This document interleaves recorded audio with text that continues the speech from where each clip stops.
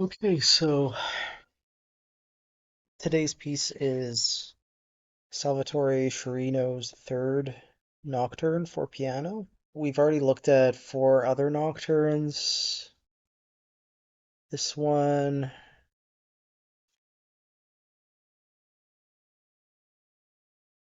is for Nicholas Hodges, who I guess premiered it. It looks pretty intense from the start here. We have a lot of sustain pedal, like weird things in the bottom staff here. And then a lot of techniques we've seen in the other nocturnes. And yeah, it's all just one movement, obviously. Okay, so some of the techniques that we're seeing repetitions of here. Um, we have silently depressed notes in the lower register of the piano used to create different resonances. Super fast quiet figurations in the middle or upper register of the piano with the sustain pedal lifting. So sustain pedal on top of sostenuto pedal, I guess you'd call it, right? So you have like these three notes sustaining, then all the notes sustaining but lifting, right? So that's kind of neat. Then he plays with, doing it above the sounding pitches and things.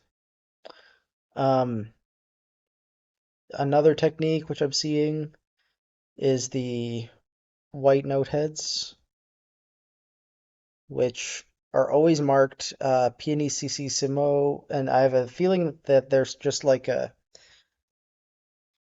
visual indicator that those notes are played extremely quietly, like as quiet as possible, kind of. And we got extreme upper register of the piano stuff again. It's this like clicking almost. So we got clusters up there, noodly little things in the middle register, and occasional uh, occasionally the clusters dip into the extreme low register of the piano.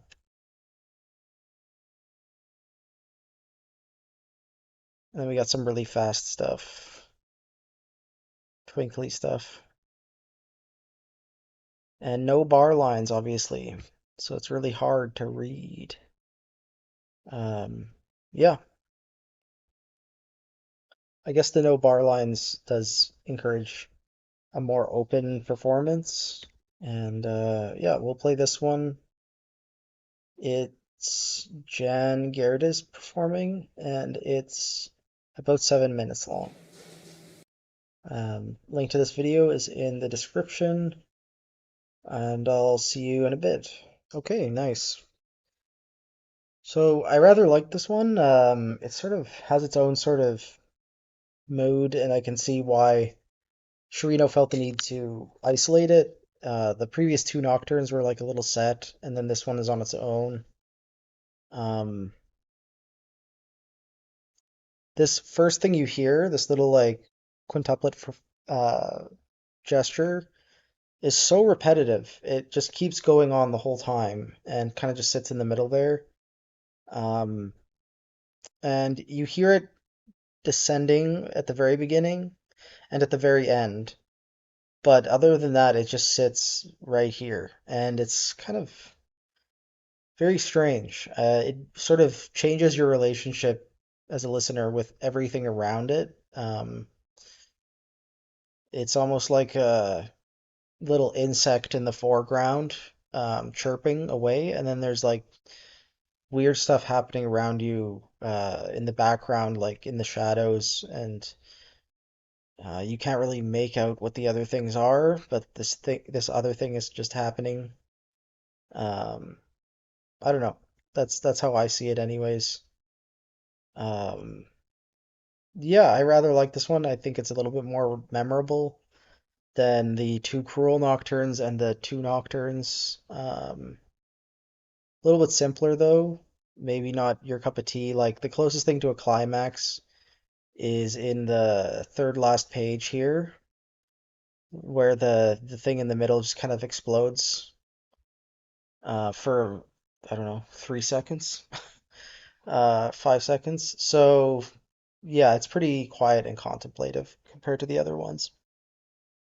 Um, yeah, next, I mean tomorrow, when I'm doing my listening session, we're going to complete the series by looking at Sciarrino's Fourth Nocturne from 1998. As far as I know, that's all of them, although maybe I only have the first four. But um, I forgot to look up this pianist that it's dedicated to.